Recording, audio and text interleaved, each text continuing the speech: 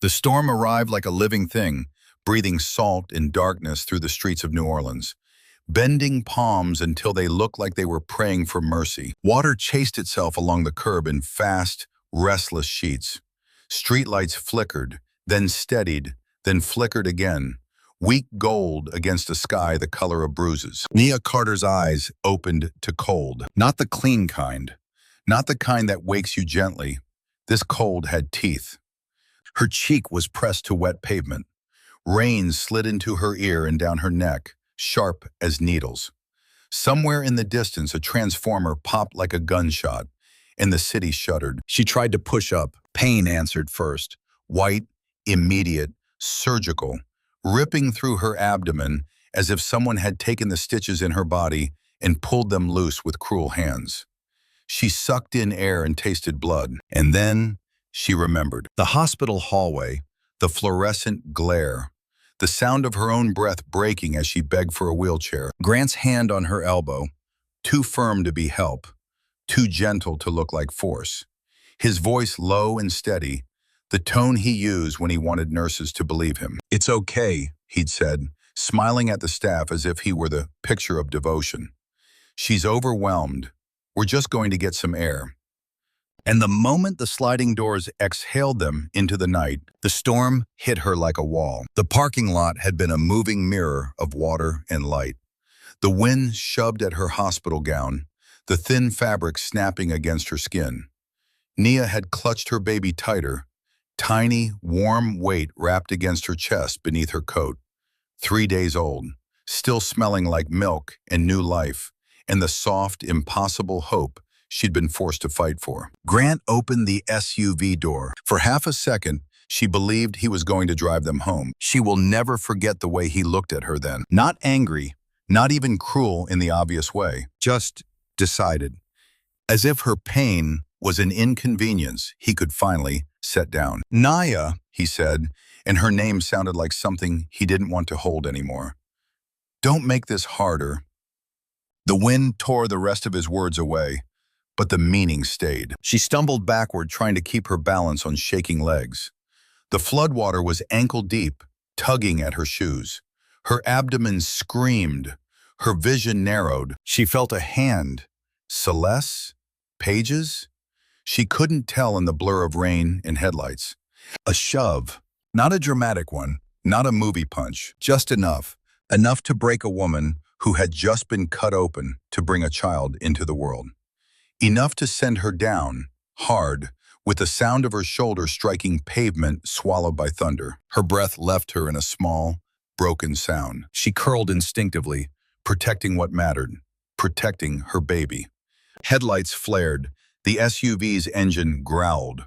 The door slammed with finality, like a judge's gavel. Through the curtain of rain, Nia saw Grant's face one last time, lit briefly by the dashboard glow. He didn't look back.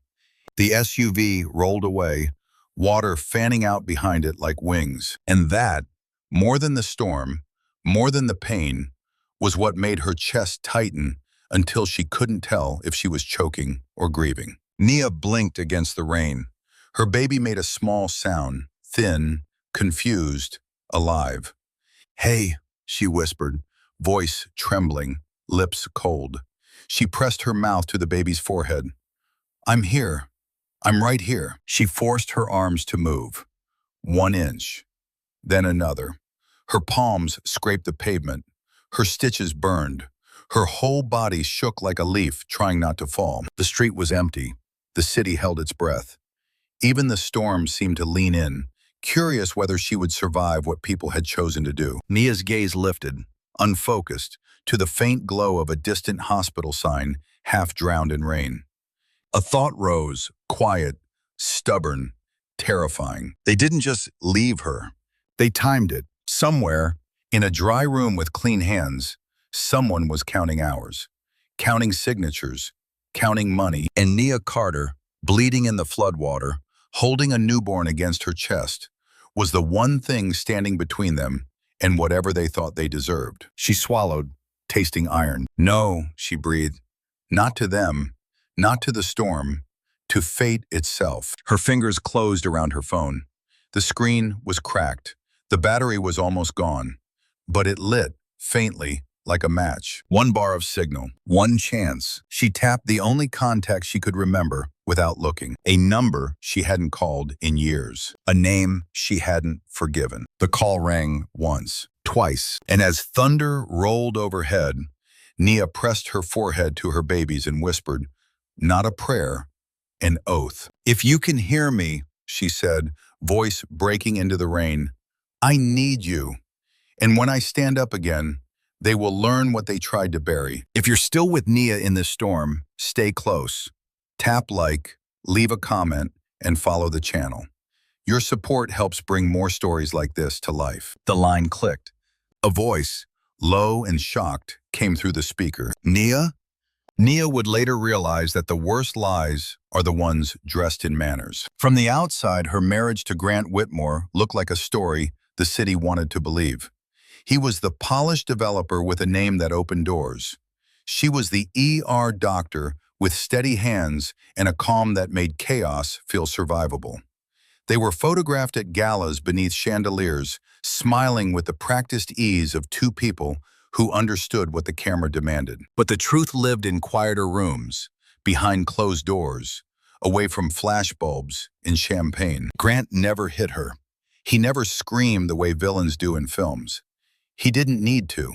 His power was measured in smaller things. The way he corrected her in front of people, as if she were a new employee learning etiquette. The way he introduced her with just enough distance, "Nia, my wife," like a title, not a person. The first time Nia felt the contract in her bones was not in a lawyer's office. It was at breakfast. They were in the Whitmore house on St. Charles Avenue, the kind of old money mansion that smelled faintly of lemon polish and history. Morning light fell through tall windows, and the table was set like a stage. Linen pressed sharp, silver arranged with ceremony, a vase of white flowers that never carried scent. Celeste Whitmore sat at the head, as if she had been born there, as if the house itself had raised her. Her pearls were always perfectly placed, her hair always smooth, her smile always polite enough to pass for kindness. Nia, in her scrubs, had come straight from a night shift. Her hands still remembered the weight of a trauma patient's blood pressure dropping, the sound of a mother sobbing behind a curtain, the sharp moment when life teetered and she had to hold it steady. She reached for her coffee. Celeste's gaze drifted to her wrist, bare, no bracelets, no diamonds. "So," Celeste said softly, stirring her tea as if she were discussing weather, "you're wearing that to breakfast?" Nia glanced down at her scrubs and tried to laugh. "I came from the hospital." "Yes," Celeste replied, blinking slowly. "I know. You're very committed to that identity." Committed, as if her work was a costume she insisted on wearing. Grant didn't look up from his phone. He simply slid an envelope across the table, careful not to meet her eyes. "Nia," he said, "sign it when you have a minute." She opened it. A post-nuptial agreement, neatly printed, tabs already marked, a request disguised as a routine. Her throat tightened. "We're married." Grant finally lifted his gaze, and his smile was smooth enough to cut. "Exactly. This protects us. It keeps things clean." Clean. The word hit like cold water. Nia stared at the pages, at the tidy paragraphs that reduced a life to sections and clauses. There was language about property, reputation, discretion, a section about behavior that may harm the Whitmore brand, a line about privacy penalties that read like a warning. Celeste watched her reaction with the stillness of a woman enjoying a lesson. Nia felt the exhaustion of the night shift settling deep into her bones. She wanted to say, "I'm not your acquisition. I'm not a line item.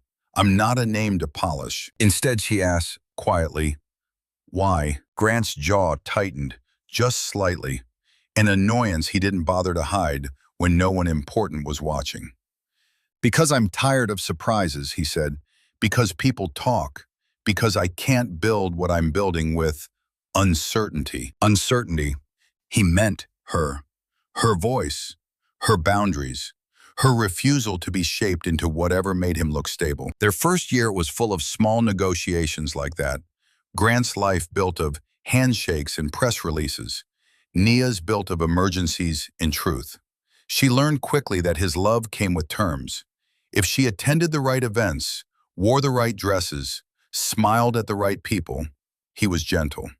If she pushed back, he became distant, punishing her with silence that stretched for days. And Celeste was always there in the background, arranging the marriage the way she arranged flowers, selecting what matched the room, discarding what did not. The second time Nia felt the contract was on a balcony at a fundraiser, the air heavy with jasmine and expensive perfume.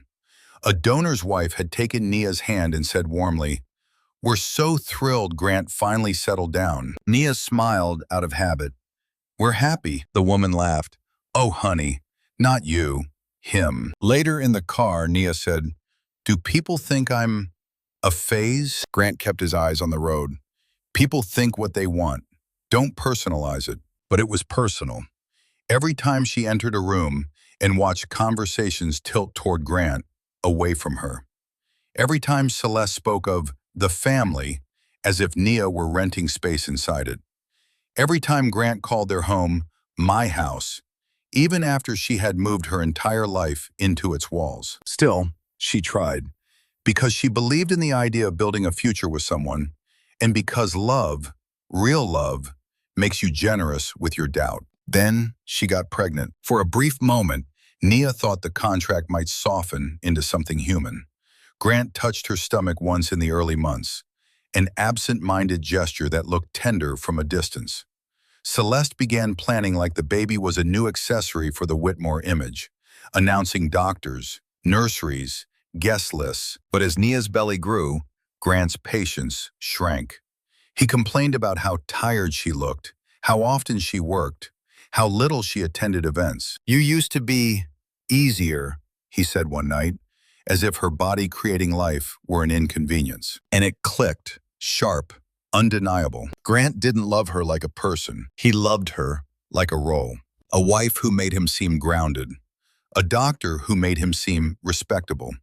A woman he could display when it helped, silence when it didn't. The contract had never been paper. It had been the marriage itself. And now, with the storm gathering beyond the city, with her due date approaching like a countdown, Nia began to sense something else beneath their polite cruelty. Not just contempt, urgency, as if they were waiting for a specific moment, as if they were prepared to end her chapter the second it became inconvenient to keep her in the story. The maternity floor was supposed to be a sanctuary, soft lighting, hushed voices, the gentle choreography of nurses moving like guardians between rooms where life had just begun.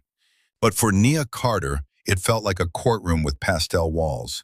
She lay propped against pillows that smelled faintly of bleach and lavender detergent, her body still raw from the surgery. The incision beneath the bandage burned in quiet pulses, as if her skin was remembering every cut.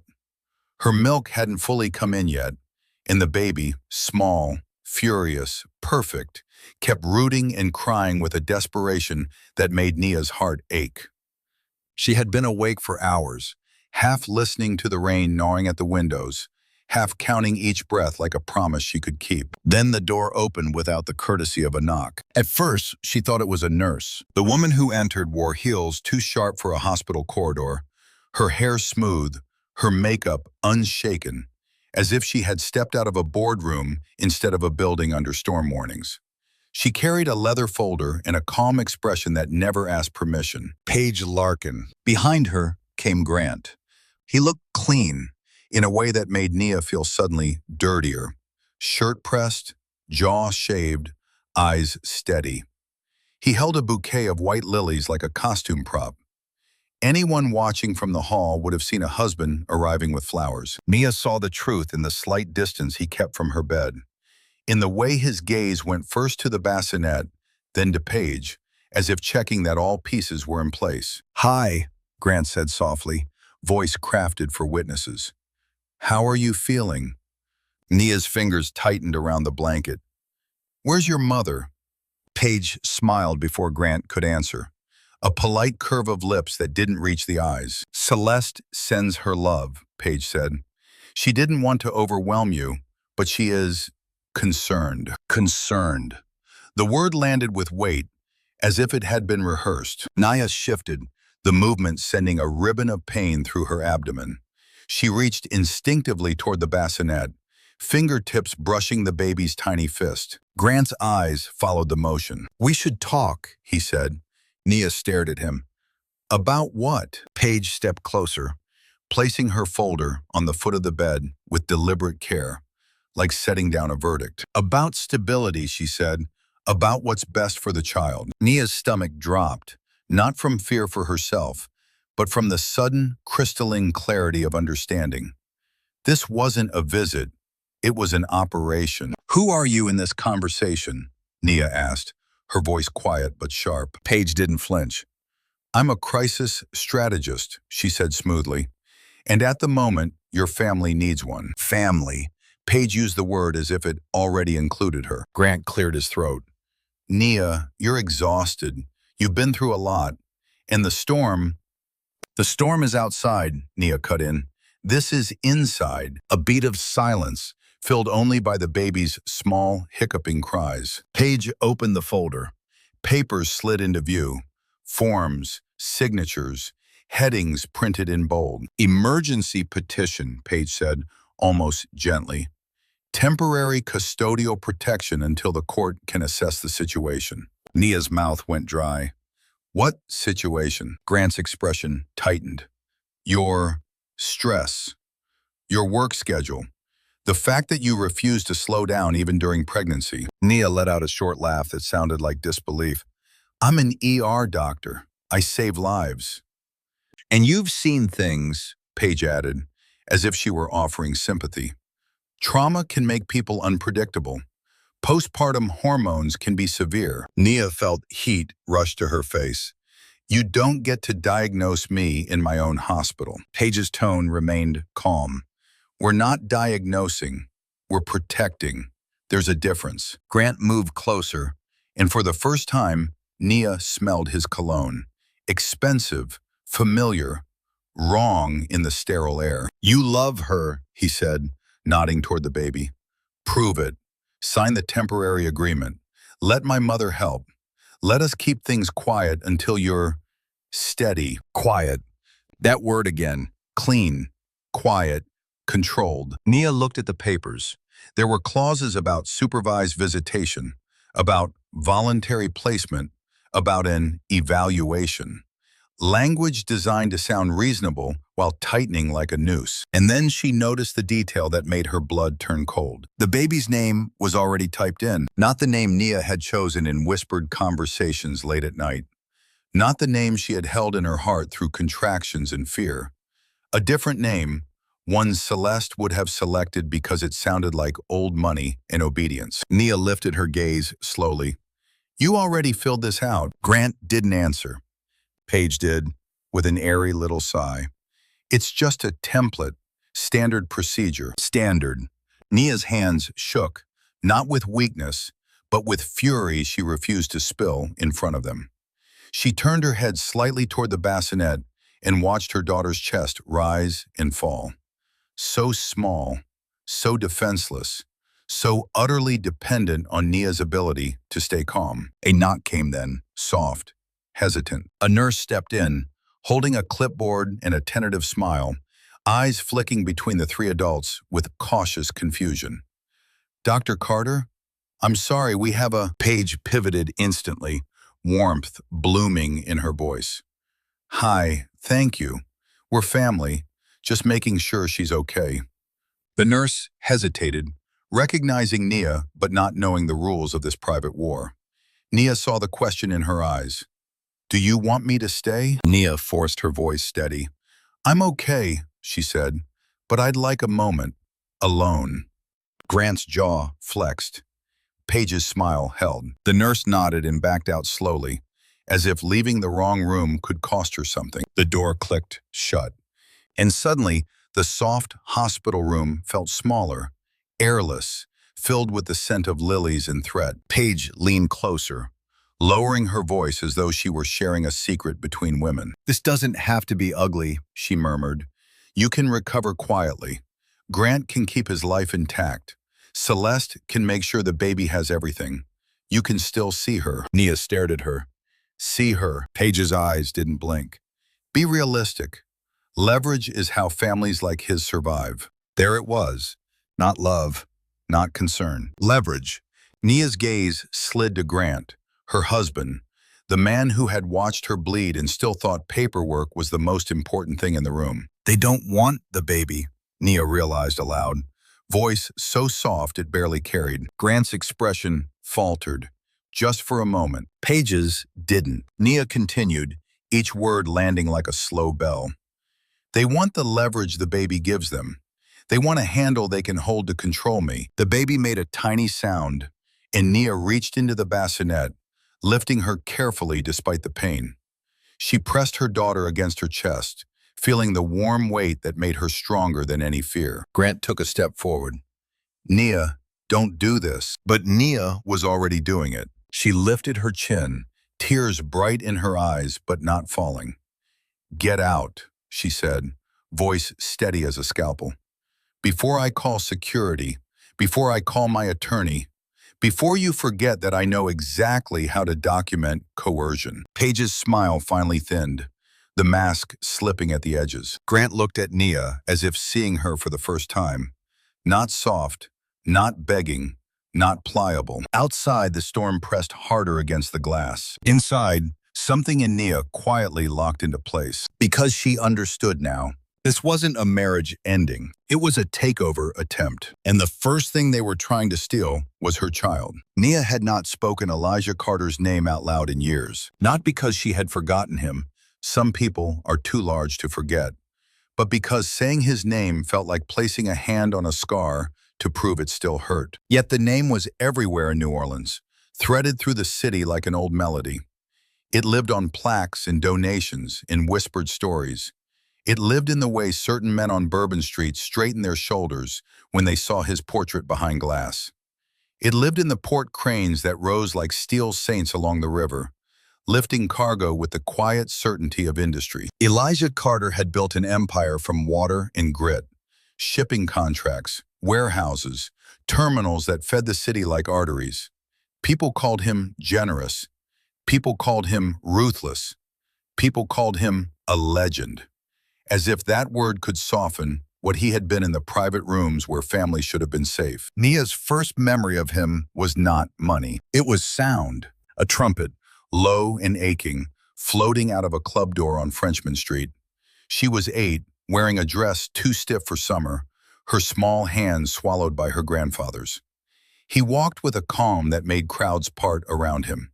Not because he demanded it, but because he expected it. Inside his office above the club, the air smelled of cigars and cedar. A fan turned slowly, pushing heat from corner to corner. Elijah sat behind a desk worn smooth at the edges, and when Nia climbed into the chair across from him, her feet didn't touch the floor. He opened a ledger and pointed to a column of numbers. "Tell me what you see," he said. Nia squinted. "Money." Elijah's mouth curved, almost amused. "Everybody sees money." Look deeper. She leaned closer. The paper was filled with names, dates, amounts, notes written in his tight handwriting. "I see people," she whispered, "because money goes to people." Elijah's gaze held hers. "Good," he said. "Now tell me what people want." Nia didn't know then, but she remembered the question all her life, because it was the first time someone had spoken to her like she was capable of understanding the world. When her mother died, that same world cracked. Nia was 17, standing in a hospital corridor that smelled like antiseptic and grief. Her mother's hands were cold. The monitor was quiet. The nurse spoke in gentle phrases that floated past Nia without landing. Elijah arrived late. He was still wearing his suit. His tie was loosened. His eyes were red, but his back was straight. When he looked at Nia, his face did not soften the way she needed it to.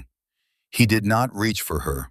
He did not collapse into the kind of sorrow that would have made her feel less alone. He placed his hand on her shoulder, firm, heavy. "She's gone," he said, as if stating it could contain it. Nia waited for the next words, an apology, a confession, something that explained why he had been absent in the months her mother had been sick, something that made his silence make sense. But Elijah only looked down the corridor, as if the hallway itself held answers he refused to share. "Why weren't you here?" Nia asked, voice thin and shaking. Elijah's jaw tightened. "I handled what needed handling." That was his language. Handling, managing, controlling. Nia felt something inside her tear. Not grief, but betrayal. "She was your daughter," she said, and her voice rose, sharp with desperation. "She wasn't paperwork." Elijah's eyes flashed.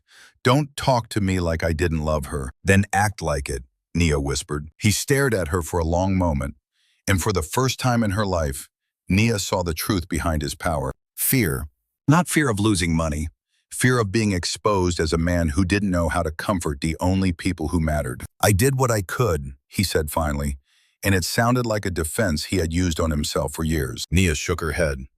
"You did what was easy for you." The words hit like a slap. Elijah's face hardened, the mask returning. "You're young," he said coldly. "One day you'll understand sacrifice." Nia's laughter broke out like glass. "Sacrifice? You didn't sacrifice anything. You just chose your empire over us." Elijah's nostrils flared. His voice dropped. "Be careful." But Nia wasn't careful. She was raw, and the pain had nowhere to go. "I don't want your money," she said. "I don't want your name. I don't want anything from you." Elijah's eyes narrowed, and for a second it looked like he might reach for her, might finally break and become a grandfather instead of a monument. Then his phone rang. He glanced at the screen, and something about the shift in his gaze, focused, urgent, told Nia everything. Even here, even now, he had somewhere else he had to be. He stepped back, already leaving. "I'll take care of the arrangements," he said. Arrangements. He left her standing in that corridor with her mother's body cooling behind a door, and the emptiness of his footsteps echoing away. Nia didn't cry until later, when she was alone. And when she did, she cried for her mother, but also for the part of herself that had believed Elijah Carter would choose love over control. After that day, she built her life in opposition to him. She became a doctor because she wanted to save what he couldn't. She stayed awake through nights and emergencies because she refused to be the kind of person who arrived late. She learned to hold strangers' hands while they died because nobody had held hers. Elijah tried to reach her, at first. Birthday checks sent back unopened. Messages left on voicemails she never played. A card delivered to her college dorm that she refused to accept. Then the attempt slowed. The silence became mutual. People called it pride. Nia called it survival. So when her phone lit up in the hospital room, after Grant and Paige left their paper trap on her bed, and the screen showed a missed call from a number she had not seen in years, her breath caught.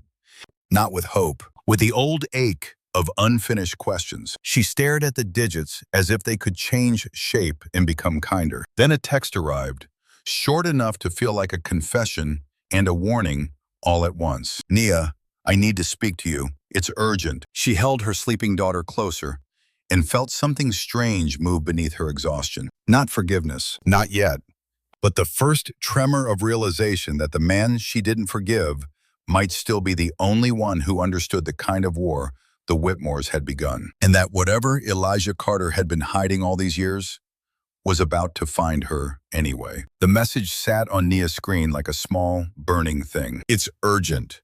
Outside her hospital window, the sky had turned the color of old pewter. Rain crawled down the glass in long, patient lines, as if the storm had all the time in the world. Inside, the room felt too bright, too sterile, too indifferent to the fact that her life had begun to split into a before and an after. Her daughter slept against her chest, warm and impossibly light. Nia held her the way you hold a truth you're afraid someone will steal, carefully, fiercely, as if the simple act of holding could keep the world from changing. Nia stared at the text again, thumb hovering over the call button. Elijah Carter, the man who had walked away from her worst day. Her jaw tightened. She didn't want to give him the satisfaction of hearing her voice crack. She didn't want to reopen a door she had spent years bracing shut. But something had shifted in the air since Grant and Paige left.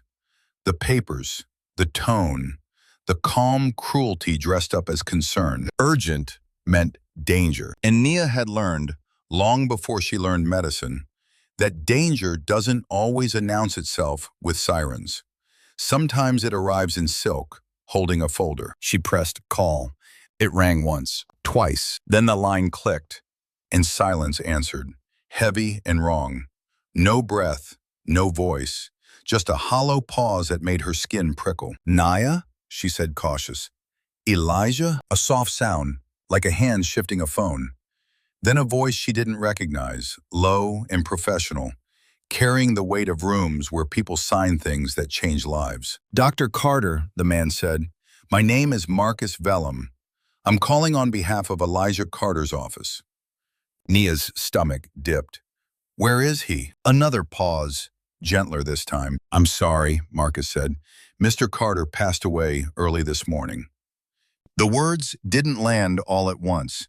They arrived in pieces like broken glass, sharp, glittering, impossible to hold. Nia went still. Her first thought was not grief. Not yet. It was an image. Elijah's hand on her shoulder in that hospital corridor years ago.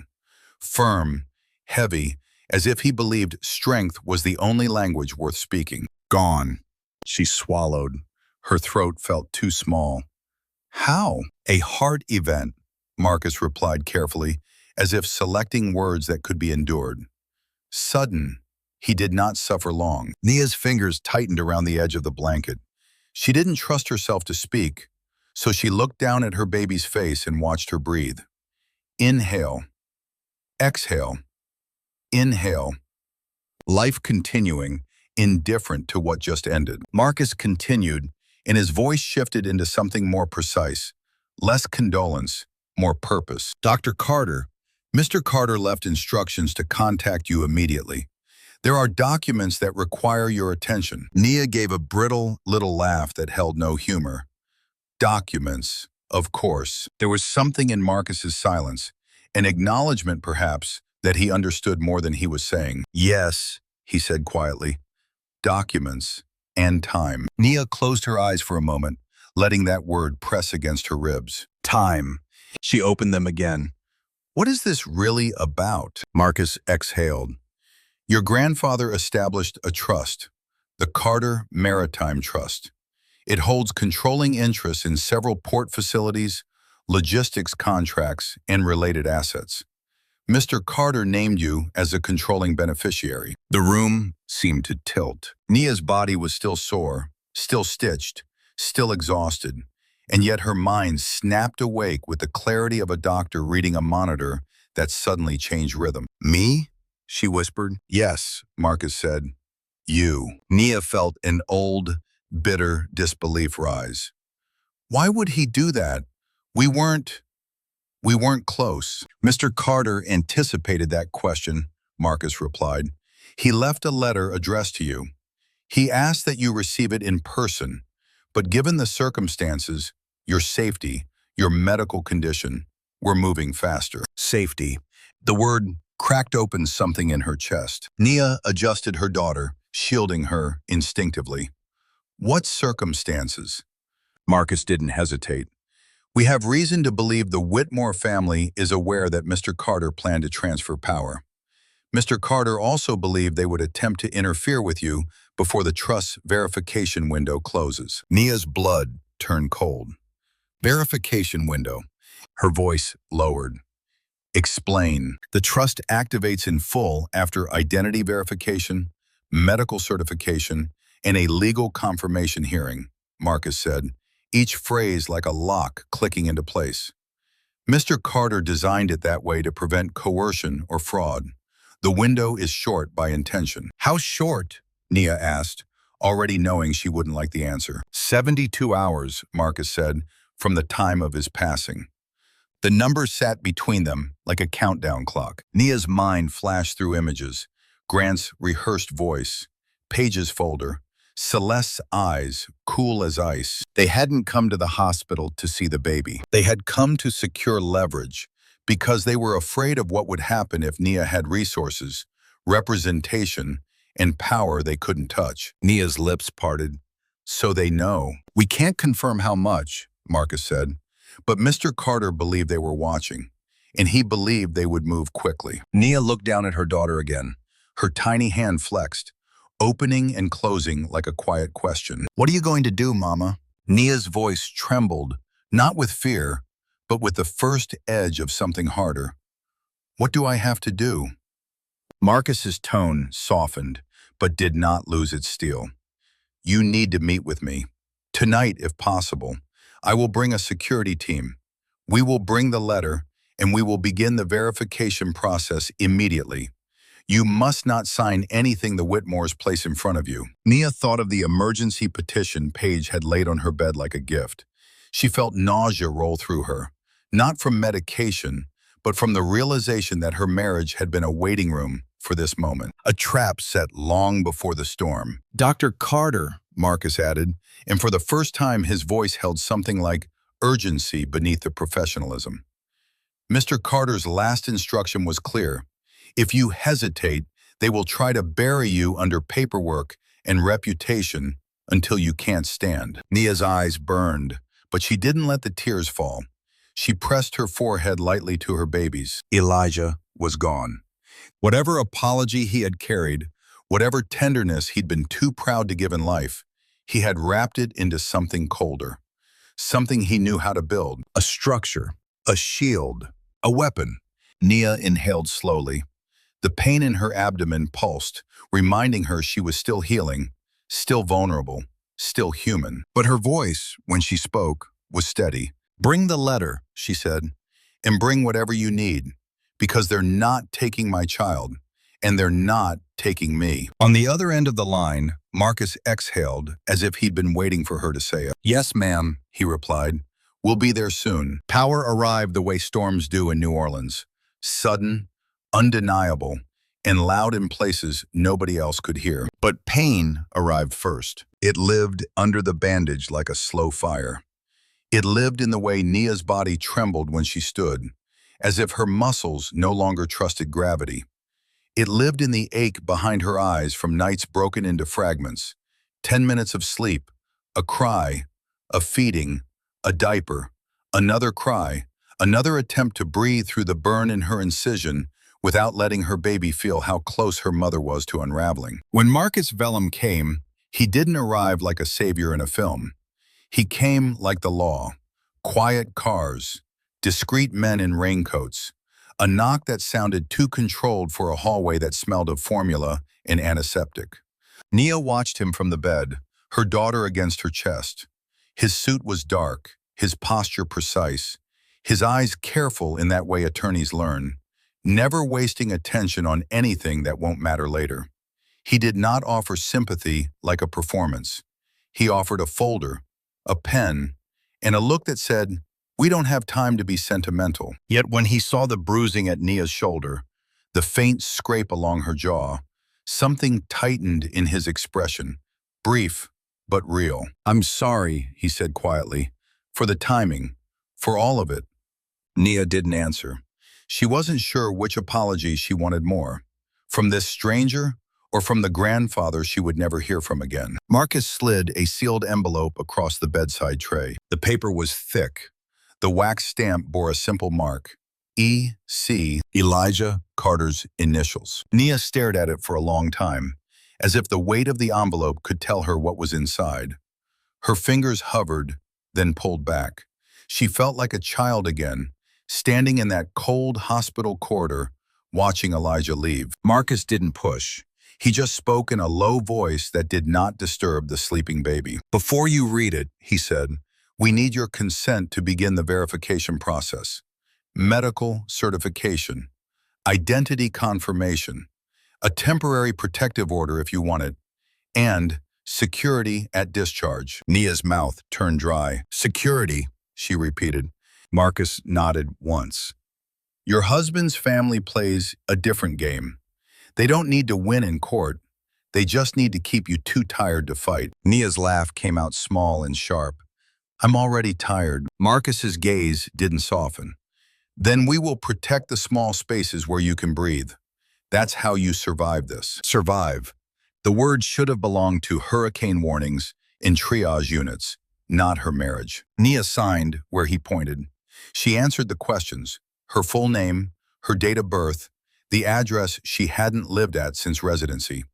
She felt like she was being processed into a life she didn't recognize, one where her safety required men with earpieces and doors that locked from the inside. When Marcus finally left, the room felt emptier, not calmer. The envelope remained. Nia waited until the night nurse finished checking vitals, waited until the hallway quieted, waited until her daughter's breathing slowed into that deep, newborn rhythm that sounded like faith.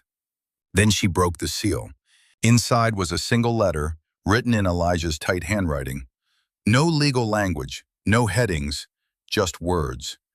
Nia, I have made a life out of building structures strong enough to hold what men want to take. I should have built one for you sooner. Her vision blurred.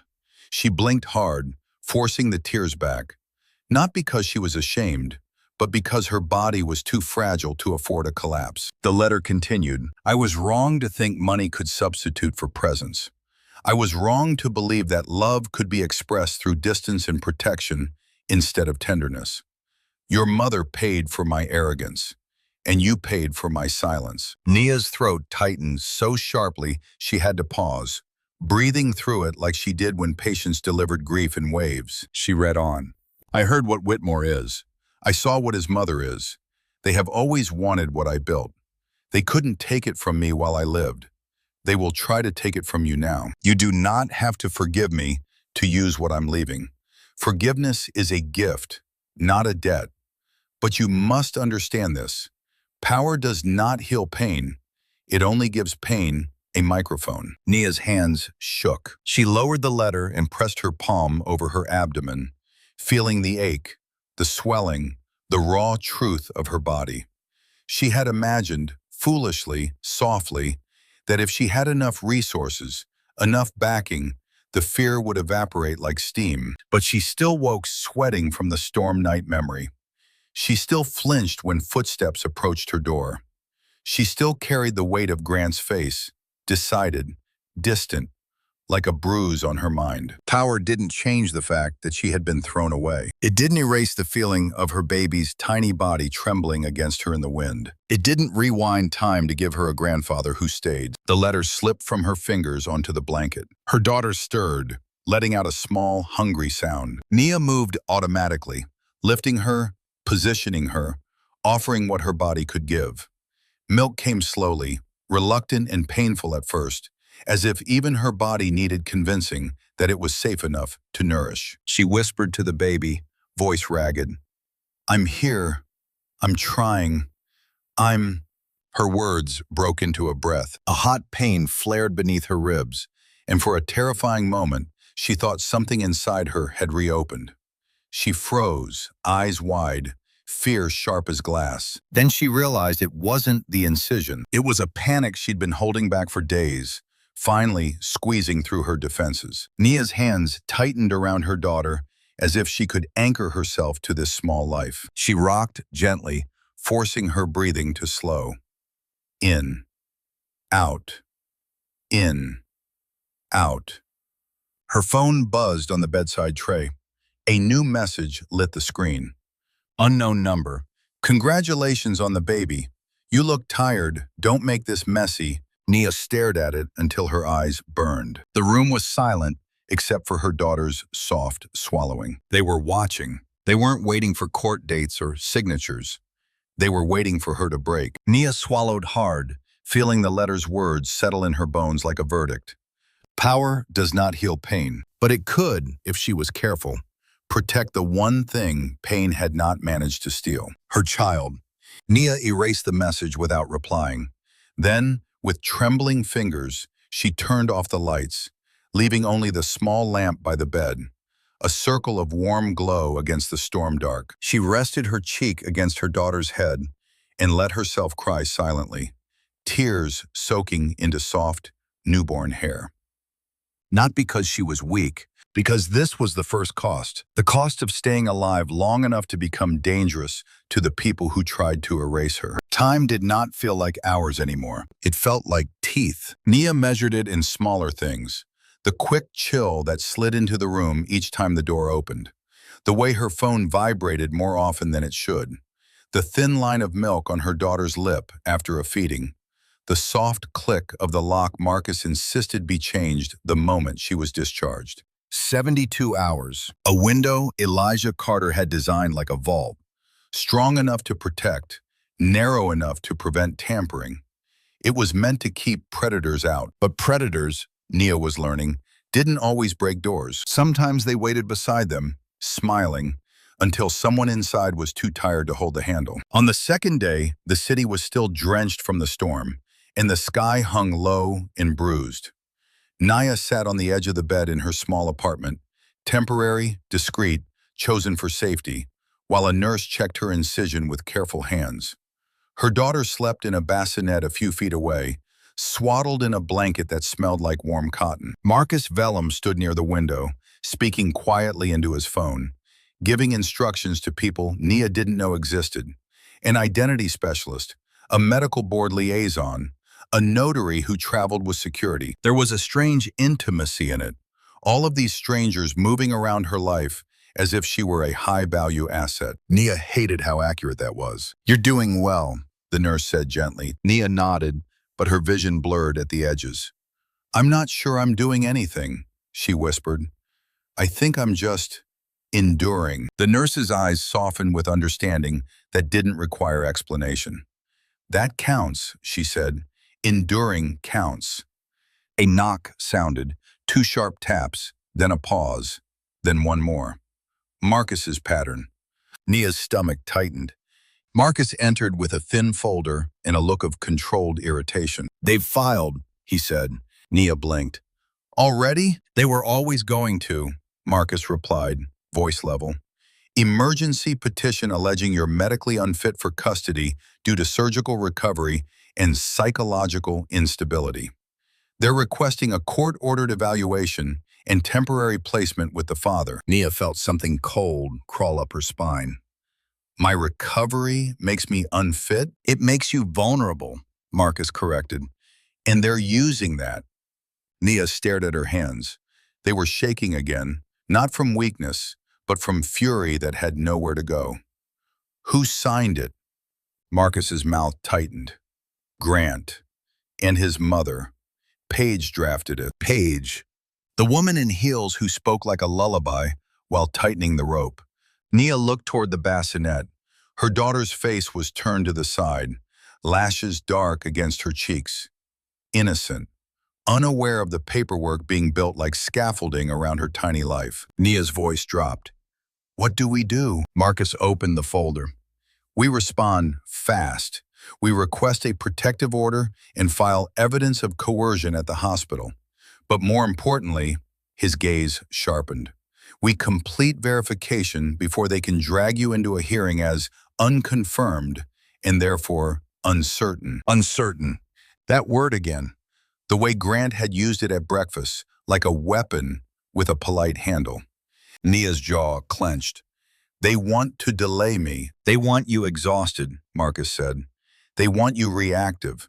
They want you to sign something you don't fully read at 3 in the morning with a baby crying and your incision burning." Nia swallowed.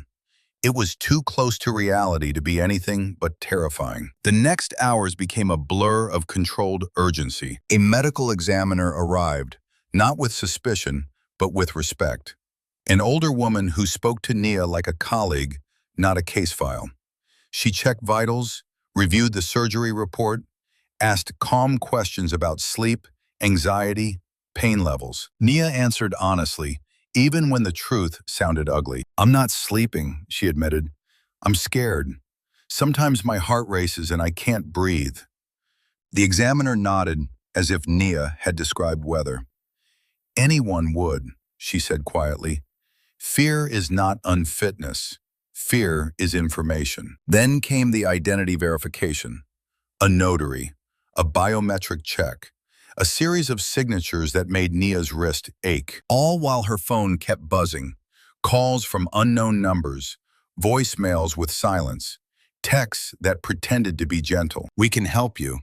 You don't have to do this alone. Think about what's best for the baby." They never threatened outright. They didn't need to.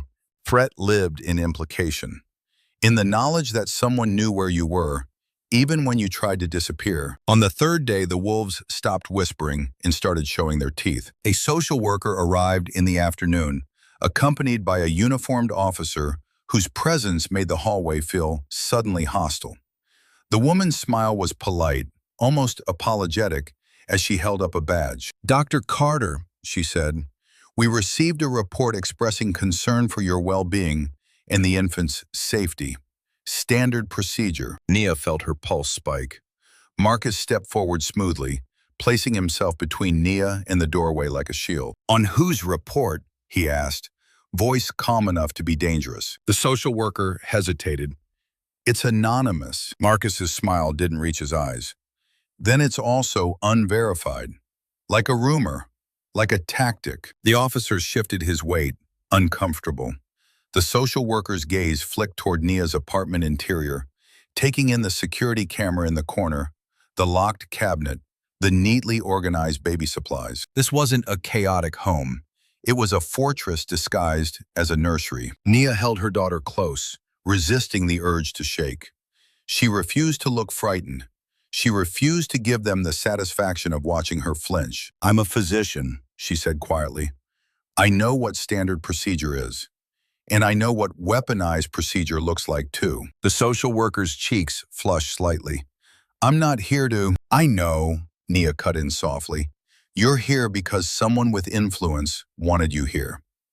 The air went tight. Marcus handed over a prepared packet: medical clearance, proof of ongoing care, a statement documenting the hospital coercion attempt, security logs showing harassing communications. The social worker's eyes widened as she flipped through it. She looked up at Nia, something shifting in her expression. Not pity, but a dawning recognition. "This is," she began. "A pattern," Marcus finished, "and we will be filing our own report." The social worker swallowed, then nodded stiffly. "I'll document what I've seen," she said, voice suddenly cautious.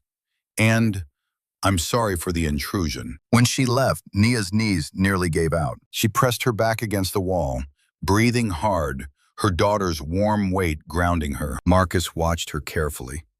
"They're escalating," he said. Nia looked up, eyes bright with contained tears. "Because the clock is working." "Yes," Marcus said, "and because they're afraid of what you become when you're confirmed." Outside, the city's wet streets glimmered beneath gray light. A siren wailed somewhere far away, then faded. Life continued, indifferent and relentless. Nia looked down at her baby's face, then at the documents spread across the table. Proof of identity, proof of health, proof of sanity, proof that she existed beyond the story they were trying to tell about her. She understood then what Elijah had built and why he'd built it this way. The narrow window wasn't just a legal safeguard. It was a test, not of her worthiness, of her endurance.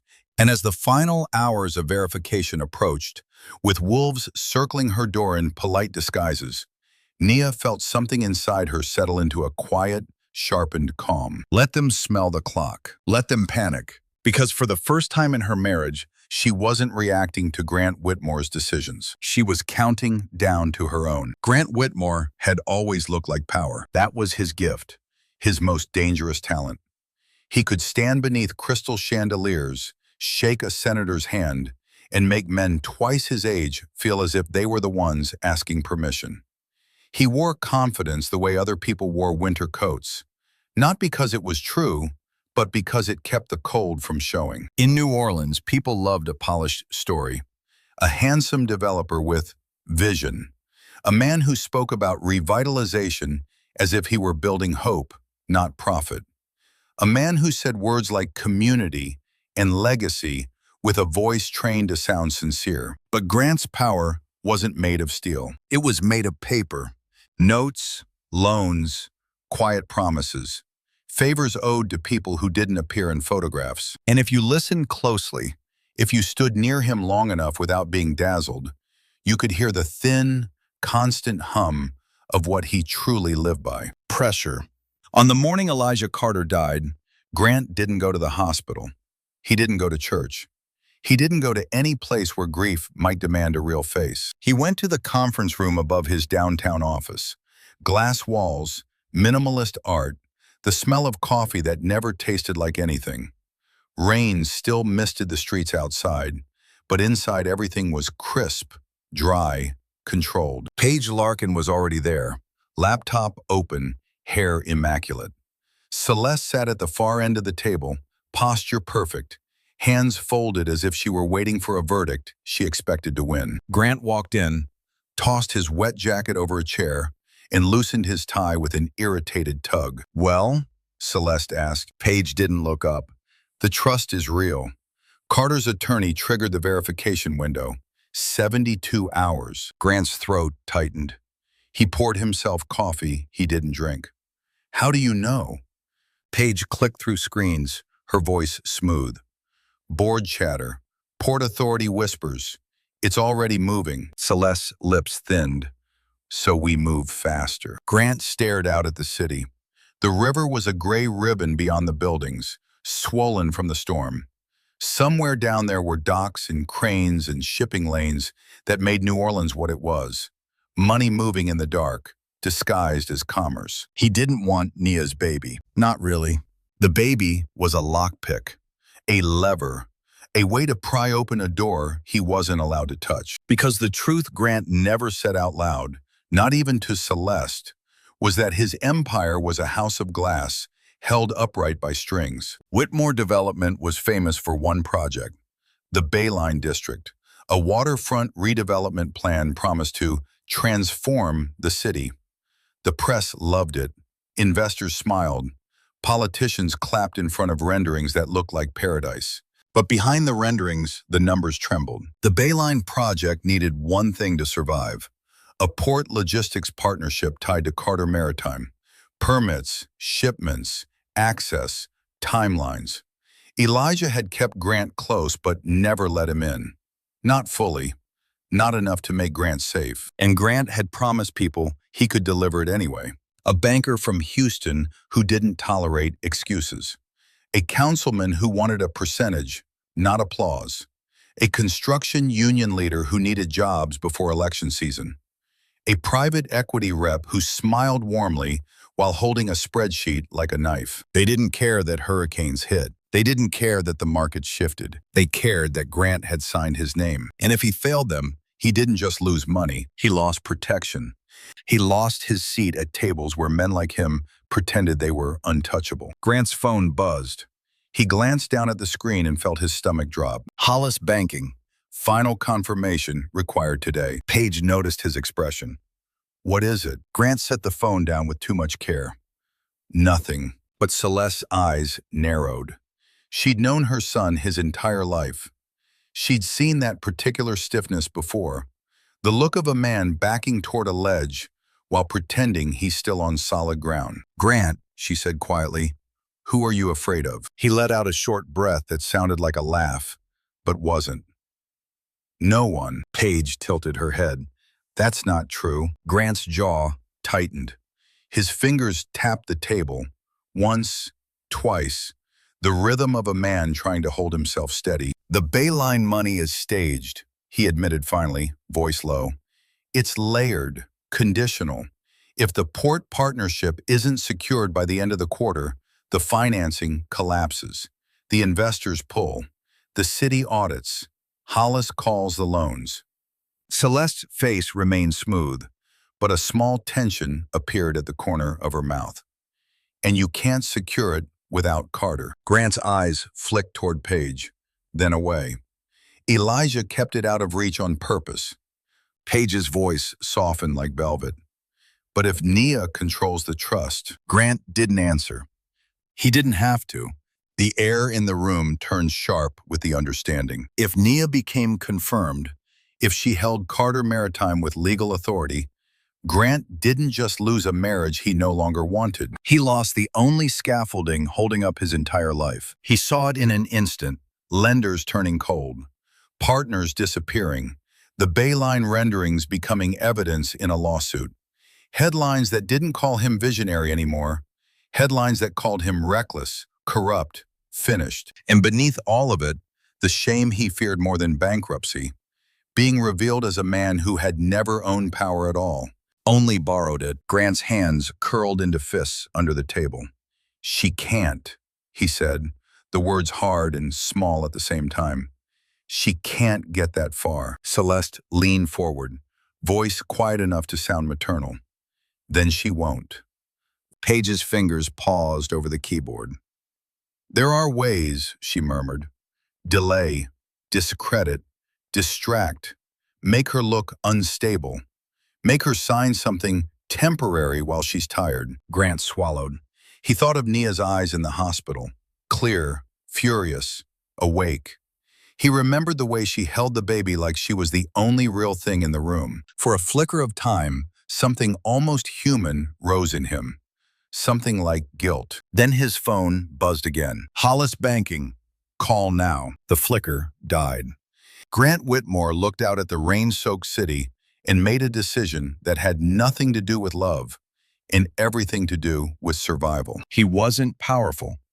He was leveraged. And a leveraged man, when the clock starts ticking, will burn whatever is closest to keep himself warm. Nia did not wake up one morning and decide to become dangerous. Danger found her first. It arrived in the shape of forms slid across a hospital bed, in anonymous reports filed with quiet confidence, in messages that pretended to be concern while measuring her exhaustion like a weakness to exploit. By the time the verification window closed, by the time Marcus Vellum placed the final stamped confirmation in her hands, Nia understood something that made her calmer than fear ever could. If she swung first, they would call her unstable. If she shouted, they would call her hysterical. If she begged, they would call her guilty. So she did the one thing they couldn't spin. She documented. The apartment Marcus had arranged was modest, anonymous, and guarded in ways that made it feel like a secret. There were cameras in the hallway, two men outside whose faces never changed, a lock that clicked with finality every time it turned. Inside, the world narrowed to essentials: her daughter's soft breathing, the slow healing of her body, the clean lines of paper that could save or ruin a life. Nia sat at the small kitchen table with a heating pad against her abdomen, her hair pulled back, her eyes heavy from sleeplessness. She didn't look like an heiress. She looked like what she was, a mother who refused to be erased. Across from her sat Rosa Delacroix, the patient advocate nurse from the hospital, the one who had asked Nia, with her eyes, if she wanted her to stay. Rosa's scrubs were faded, her hands rough with work, her gaze sharp in that way women become when they've watched power move through hallways for decades. Beside Rosa sat Calvin Hargrove, a local reporter whose reputation was built on public records and quiet persistence. He was not glamorous. He didn't talk like a hero. He carried a worn notebook and a phone full of contacts who trusted him because he didn't waste their time. On the table between them lay the beginning of a weapon. Not a gun, receipts. Rosa slid a flash drive toward Nia. "Security footage from the maternity corridor," she said quietly. "The part they don't want anyone to see." Nia's fingers hovered over it, then took it carefully. "How did you get this?" Rosa's mouth tightened. "Because I saw the way she walked in. Paige, like the floor belonged to her. Because I saw the way your husband smiled at nurses while you were pale and shaking. And because I'm tired of watching women get labeled emotional when the truth is they're being cornered." Calvin leaned forward. "There's more," he added. "Public filings, loan documents, political donations. The Whitmores don't just bully in private, they leave trails." Nia stared at the flash drive as if it could burn her. "Trails don't matter if people refuse to follow them." Calvin's eyes met hers, steady. "They matter in court. They matter when a judge has to decide whether an anonymous report is a coincidence or a tactic. and they matter when a certain kind of man's power turns out to be borrowed. Marcus's words echoed in Nia's mind. They want you reactive. Nia exhaled slowly and reached for her laptop. They began with the hospital. Rosa opened the file, and the screen filled with the maternity hallway. Soft lights, nurses passing, a calm that now looked like camouflage. The timestamp was clean, the audio faint but present. Then Paige appeared, heels clicking, folder in hand. Grant followed, lilies like a performance. They entered Nia's room. Rosa paused the clip. "Look," she said. There, just before the door closed, Paige leaned toward the camera angle and glanced up. Not at Nia, at the hallway camera. A tiny moment, a fraction of a second. A professional checking for witnesses. Nia's stomach twisted. She knew, of course she knew, Rosa said softly. This wasn't a conversation, it was a setup. They watched the next segment, a nurse stepping in, uncertain. Nia's voice, tired but firm. "I'd like a moment, alone." Then Paige's voice, smooth as silk. "We're family, just making sure she's okay." Nia's jaw tightened. That sentence had been designed for records, for reviews, for anyone watching later. Paige had been speaking to future evidence, not to the woman bleeding in the bed. Calvin wrote down timestamps. Rosa noted names of staff present. Marcus, on speakerphone, told them exactly which phrases mattered legally. Coercion, consent, misrepresentation, emotional duress. Nia listened, her gaze drifting to the bassinet where her daughter slept. Small hands curled like punctuation marks. The baby was the reason, but the baby was also the shield they were using against her. Nia looked back at the screen. "What about the storm night?" she asked. Calvin flipped his notebook open. "That's harder," he admitted, "but not impossible. New Orleans is a city of cameras, traffic feeds, private security, parking garages, and your husband's SUV, if it's what I think it is, has telematics." Rosa's eyes widened slightly. "Meaning?" "Meaning," Calvin said, "the car knows where it went, when it stopped, when it moved, whether doors opened, whether it sat idling. Cars like that record everything." Nia's pulse quickened. "Can we get that?" Calvin's mouth tilted grimly. "With the right legal request and the right timing. But even before that," he tapped his notebook, "we can start building the pattern, the anonymous reports, the rushed custody filing, the hospital setup, the threats disguised as concern. Courts don't like patterns when they smell like manipulation." Nia nodded slowly. This was the difference between revenge and victory. Revenge swings, victory documents. Still, her body reminded her, sharp and sudden, that she was not a machine. A pain flared beneath her ribs, and she pressed her palm there, breathing through it the way she breathed through panic. Rosa noticed immediately. "You need to lie down." "I can't," Nia whispered. Rosa reached across the table, her hand warm over Nia's wrist. "Yes, you can," she said gently, "because part of collecting receipts is staying alive long enough to use them." Nia swallowed hard. Her eyes burned. She hated that she needed help. She hated that healing had become a vulnerability other people tried to weaponize. But she also understood. Stubbornness was not strength if it broke you. She leaned back, closing her eyes for one breath, then another. When she opened them, Marcus's voice came through the speaker, low and precise. "We file first," he said. "We don't wait for them to define the narrative. We submit the hospital coercion attempt, the harassment log, and a request for protection. Then we pursue telematics and CCTV for the storm night timeline." Calvin added, "And I'll pull every public record on Whitmore Development's financing. If he's leveraged, he'll be fragile. Fragile men do stupid things." Nia looked from Rosa to Calvin, then back at the screen where Paige's face hovered. Calm, polished, confident. For the first time since the storm, Nia felt something in her chest loosen. Not because she suddenly believed the world was fair, but because she was no longer alone in the room where the powerful wrote stories about her. She reached into the drawer and pulled out her phone. opened her notes app where she'd started a timeline days ago. Dates, times, messages, names, evidence. She added one more line, her fingers steady now. Day 1, hospital coercion attempt, video obtained. Then she looked at Rosa.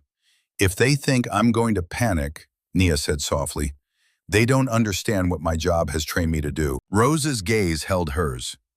And what is that? Nia's voice was quiet, refined, almost gentle. Stay calm, she said, and keep records. Outside, the rain eased into a thin whisper against the windows, as if the storm itself was stepping back to watch. Inside, Nia Carter continued her work, not swinging first, collecting receipts, one timestamp at a time, until the truth became too heavy for anyone to carry away.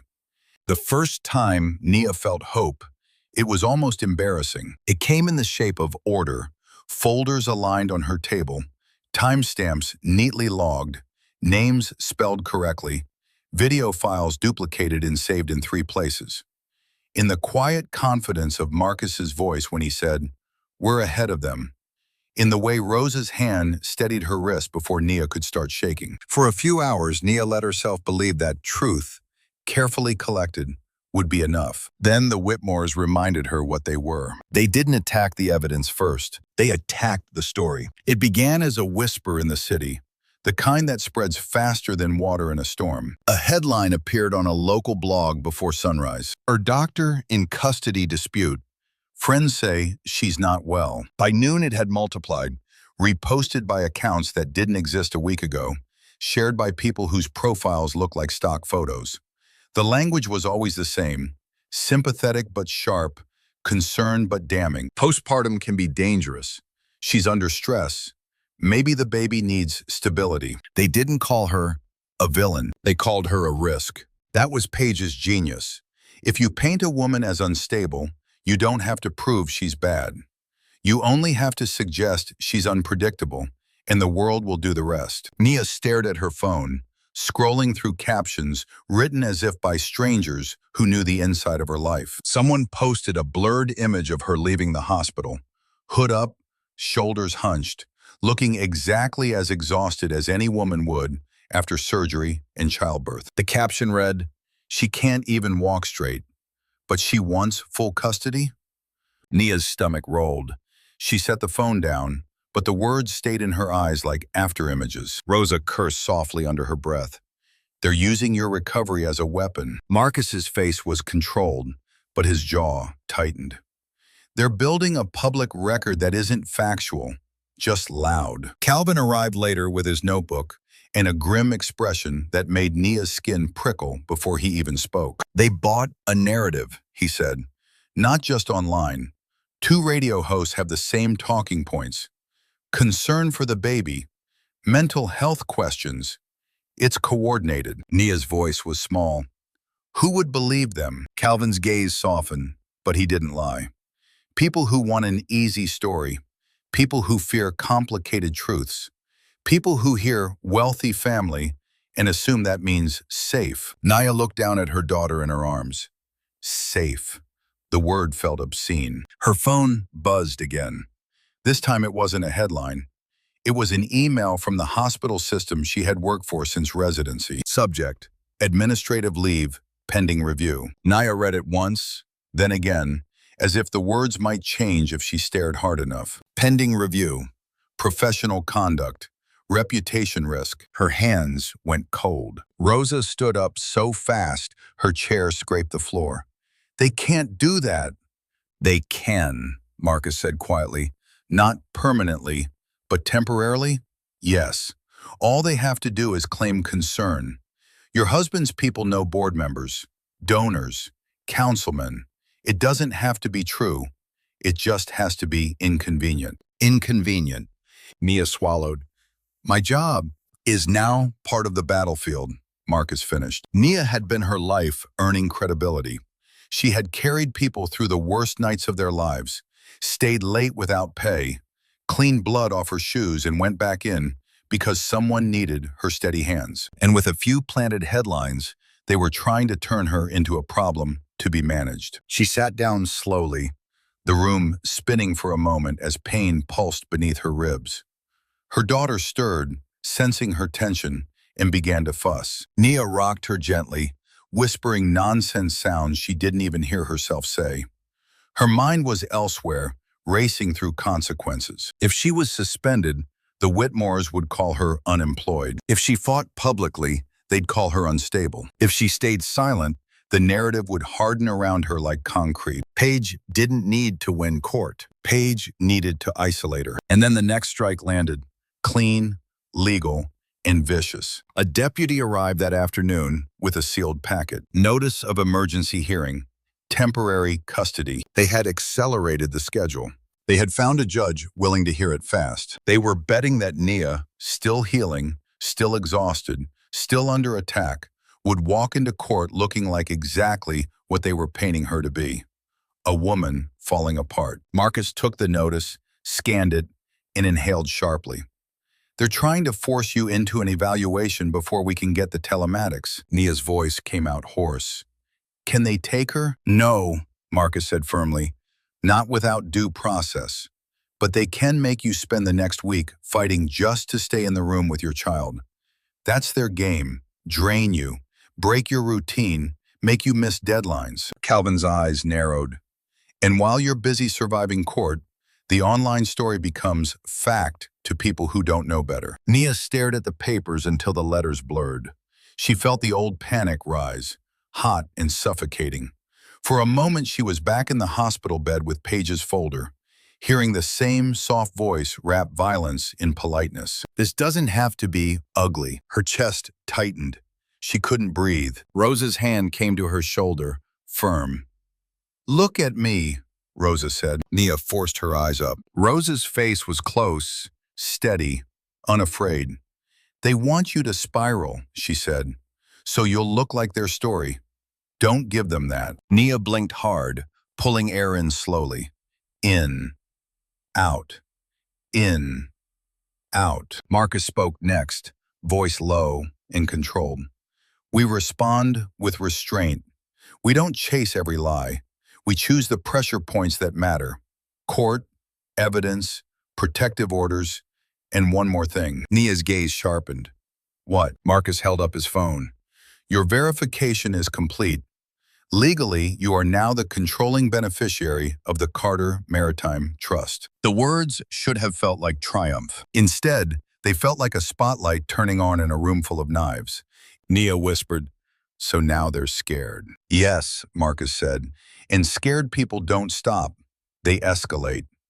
As if to prove him right, Nia's phone buzzed again.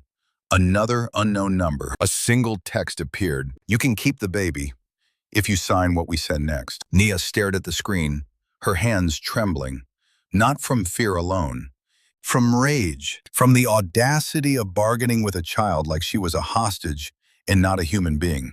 She looked down at her daughter's face, soft cheeks, tiny mouth, eyes still closed in newborn trust. Nia's voice was quiet when she spoke, but it carried a new edge. They don't understand, she said. Calvin leaned in.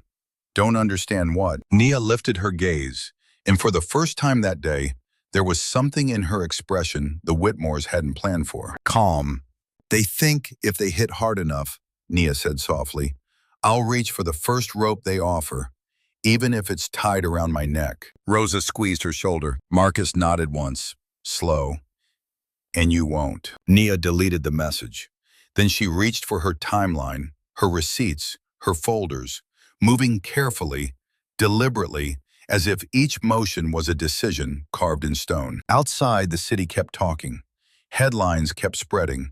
People kept believing whatever was easiest to consume. But inside that apartment, Nia Carter made a quiet vow she didn't need to announce to anyone. If they wanted war, she would not give them drama. She would give them proof. And she would walk into that emergency hearing not as a woman begging to be believed, but as a mother ready to show, line by line, how the Whitmores built their lives. That night, the apartment felt smaller than it had in days, not because the walls had moved, but because the world outside them had grown louder, filled with headlines that carried Nia's name like a stain, and voices that spoke about her as if she were a rumor, instead of a woman holding a child. Her daughter slept in the bassinet, lips parted, breath soft. Nia watched her for a long time, letting the sound anchor her. Somewhere behind that fragile rhythm was everything worth protecting. Marcus had left an hour earlier with final filings and a security update. Rosa had gone home to shower and return at dawn. Calvin had promised to keep digging, and Nia was finally alone with the one thing she had been avoiding: Elijah's letter. Not the first one, the apology, the warning, the reminder that power doesn't heal pain. This was something else. Marcus had handed it to her in a sealed folder before he left, his face serious. Mr. Carter made arrangements for a contingency, he'd said. He called it a lesson. He insisted you receive it only after verification was complete. Nia hadn't opened it then. She hadn't trusted herself to read anything in Elijah's voice while the Whitmores were trying to erase hers. But now, with an emergency hearing scheduled and her reputation under assault, the timing felt deliberate, too deliberate to ignore. She sat at the table, the lamp casting a warm circle over cold papers. Her abdomen ached with that constant, low burn of healing, reminding her that even in stillness, she was fighting. She broke the seal. Inside was a slim notebook, black leather, worn at the edges, as if it had lived in Elijah's pocket for years. On the first page in his tight handwriting, a single line: "When they offer you help, ask what it costs." Nia swallowed. Her throat tightened with a strange blend of anger and longing. Elijah could never be gentle. Even in death, he taught like a man who believed tenderness was a luxury. She turned the page. A list. Not of assets, not of money. Names. Organizations. Dates. Short notes written like signals between storms. Whitmore Development, Bayline District. Hollis Banking, conditional financing. Port Authority, influence attempts. PR firm, Larkin Strategies, crisis framing. Judge, E. Boudreau, charity connection to Celeste. Nia stared, breath caught. Elijah had been watching. Not in the way grandparents watch, with pride and softness, in the way generals watch a battlefield. Beneath the list were 3 headings, each underlined twice. 1. Do not chase noise. 2. Make them move in public. 3. Let their hands touch the knife. Nia's fingers trembled as she read. Do not chase noise. She thought of the headlines, the comments, the radio hosts. Page's carefully planted concern. It was noise, designed to drag her into an emotional fight she could never win, because emotion was the very thing they were using to discredit her. Nia turned the page. Elijah's handwriting filled it, dense but clear. They will try to make you prove you are sane, because sanity is harder to prove than cruelty. Don't take the bait. In court, only 2 questions matter. What did they do, and what did they want? Nia's mouth went dry. She had spent days documenting what they did. Now Elijah was reminding her to define what they wanted. Leverage, control, delay, a signature, a baby used like a key. She turned another page. A small envelope was taped inside, labeled, "For the hearing." Her pulse quickened. She peeled it open carefully and slid out a single printed sheet. A draft agreement, Whitmore letterhead. The same polished language Page used, sympathetic, reasonable, poisonous. It offered temporary stability, shared decision-making, a private resolution. But the clauses, subtle and precise, did something ugly. They bound Nia to confidentiality. They limited her public statements. They required cooperation with evaluators selected by the Whitmore family. They gave Grant the authority to choose the child's residence during recovery. They included penalties if she spoke about coercion or harassment. Nia's stomach turned. This was the rope. The help they would offer when she was most tired, most frightened, most desperate to stop the bleeding, in public and in her life. Elijah had predicted it. He had it printed and waiting like a mirror. Nia's eyes burned. How did you get this? She whispered into the empty room, as if Elijah could answer. She flipped to the next page and found his response, written as if he'd heard her. They have always wanted to settle privately, Private is where they win. Private is where they can rewrite you without witnesses. Nia pressed her palm to the table to steady herself. Her breath came shallow, sharp with panic. She could see it now. Paige arriving with soft eyes and a hard pen, offering peace in exchange for silence. Grant saying it's best for the baby. Celeste calling it dignity. And if Nia signed, just once, just to buy quiet, she would spend years trapped in agreements that kept her obedient. Elijah's voice, through ink, was unforgiving. If you sign, they will own your tongue. She closed her eyes, pain and fury rolling together like floodwater. She wanted to hate Elijah for being right in a way that felt cruel. She wanted to hate him for learning how predators work and never teaching her until it was almost too late. But beneath all of that was something else, something she had avoided naming because it made her vulnerable. Gratitude, not for the money, for the protection he finally chose to build. She turned to the final pages. There were instructions, not grand, not dramatic, simple steps. File for a protective order before the hearing. Submit evidence of coercion as pattern, not emotion. Request telematics and CCTV with urgency clauses. Force opposing counsel to state their remedy on record. Refuse private settlements without court supervision. Then, at the bottom, one last paragraph, written smaller than the rest. Nia, you are always stronger than me in the places that matter. I built things to keep the world from taking. You build things that keep people alive. Don't let them make you small. And if you ever choose to forgive, do it for you, not because I deserve it. Nia stared at those words until her vision blurred completely. A sound escaped her, half breath, half sob. She covered her mouth, trying not to wake the baby. But grief doesn't obey rules. It came anyway. Not just grief for Elijah, grief for the years of silence, for the softness she never received, for the way love had been offered to her like a contract by every powerful person who claimed to care. Nia wiped her cheeks with the back of her hand, inhaled slowly, and forced herself upright. She was not going to chase noise. She was going to make them move in public. And she was going to let their hands touch the knife.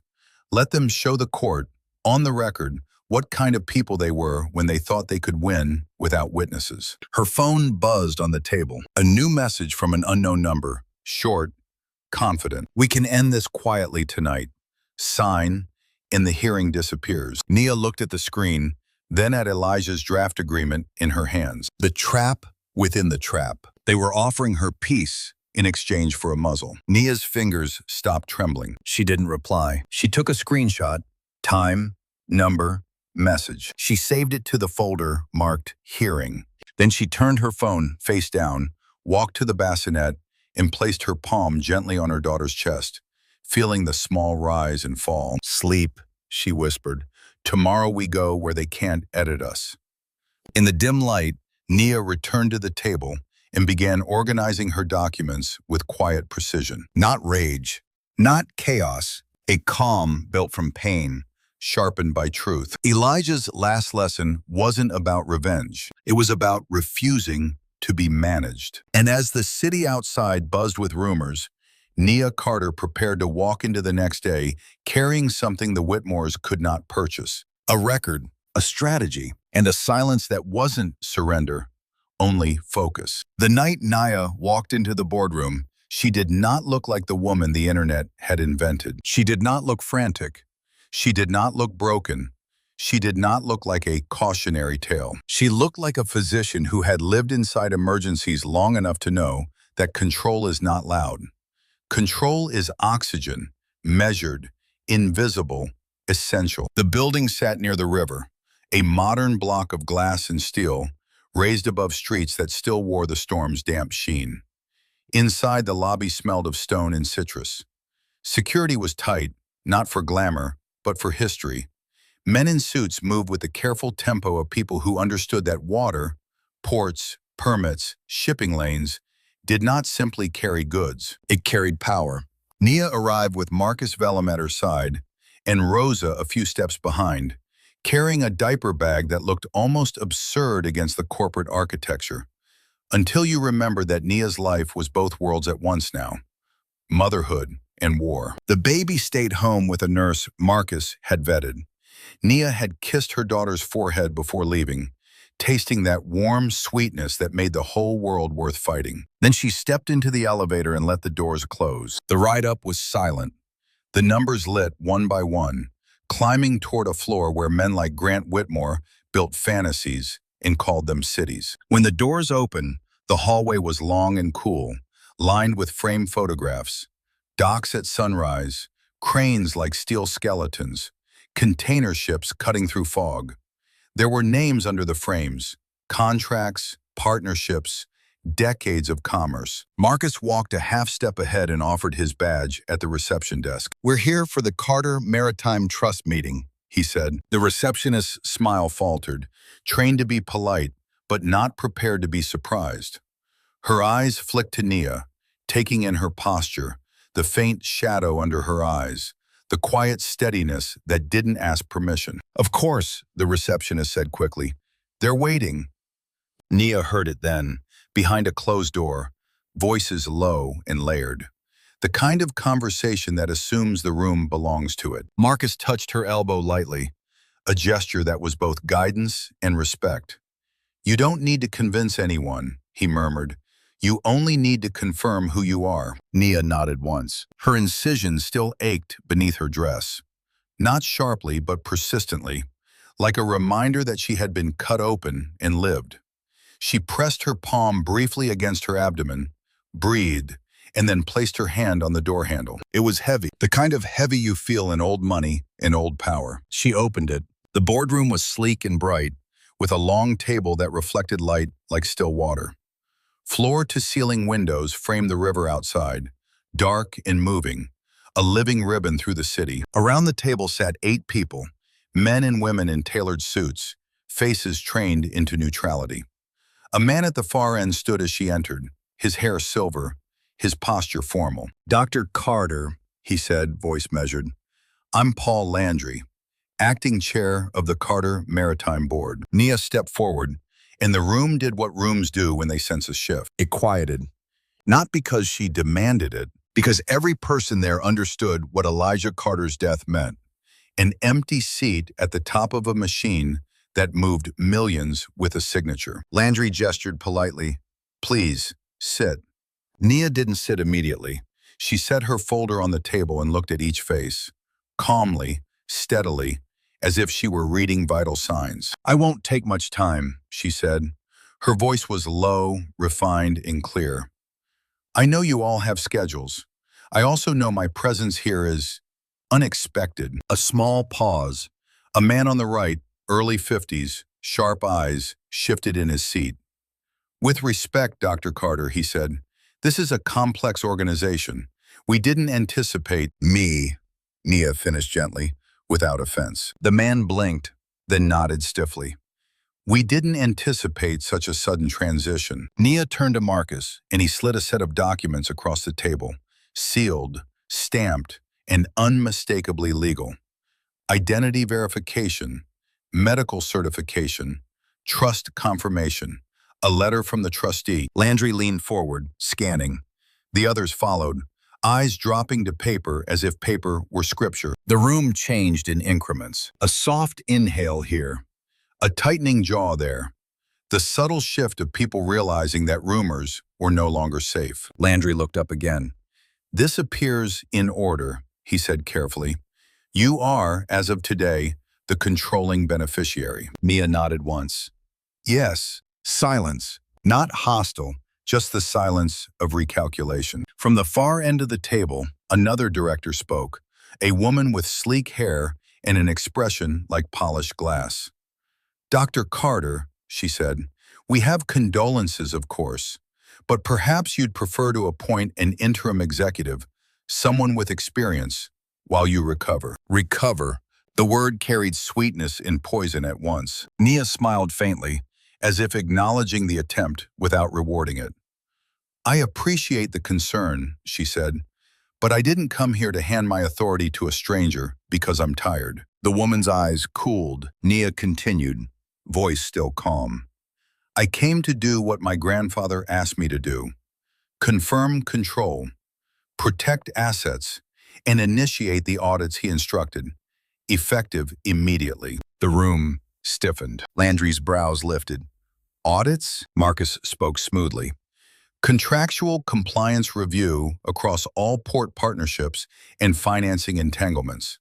Mr. Carter pre-authorized it in the trust documents. It is triggered by succession. A man near the window, quiet until now, leaned forward. This would affect ongoing city projects. Nia didn't pretend she didn't know what he meant. Grant Whitmore's project. Bayline. The glossy dream built on borrowed confidence in conditional money. Yes, Nia said softly.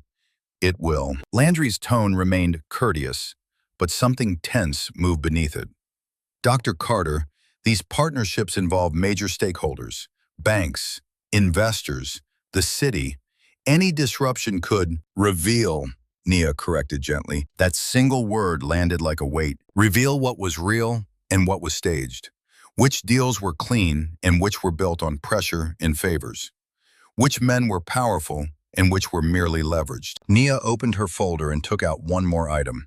A single page with Elijah's handwriting scanned and printed. The final instruction he'd left for the board. Landry read it, then passed it along. The directors grew still as the paper traveled, like a message moving through a body. Nia watched them without triumph. She didn't enjoy the fear that crept into their eyes. She understood it.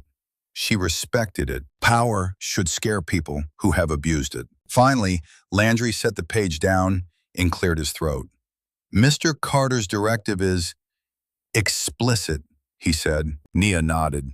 He built this organization to withstand storms, she said, her gaze drifting briefly to the river outside.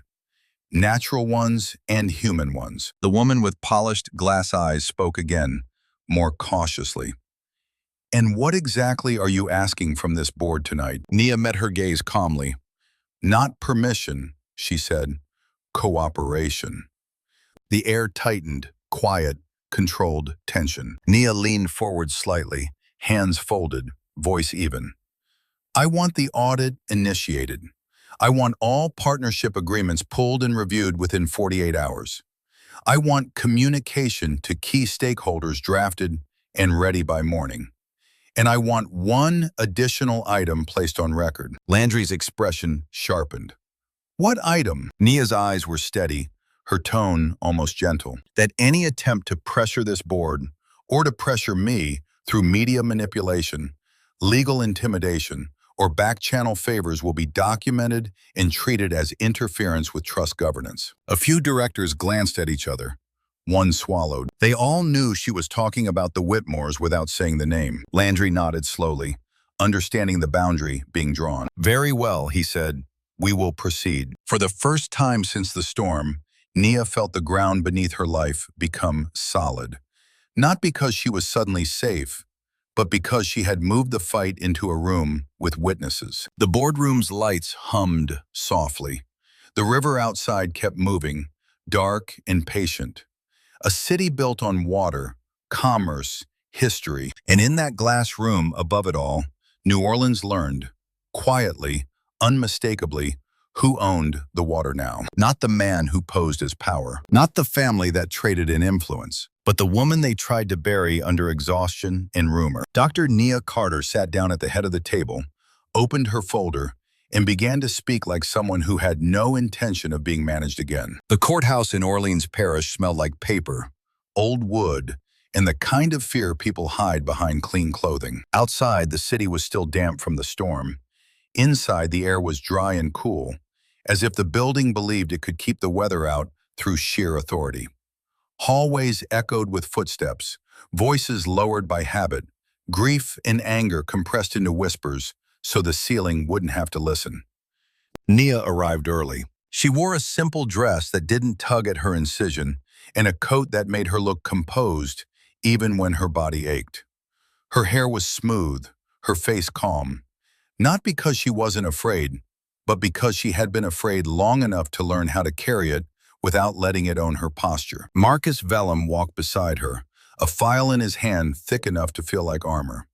Rosa waited near the bench, eyes sharp, silent support in a room designed to make women feel small. Across the hall, Grant Whitmore stood with his legal team, and the Whitmore family's confidence, a posture that said the outcome was already decided. And then Paige Larkin appeared. She arrived the way she did everywhere, as if the room were simply another stage that would do what she wanted if she smiled correctly.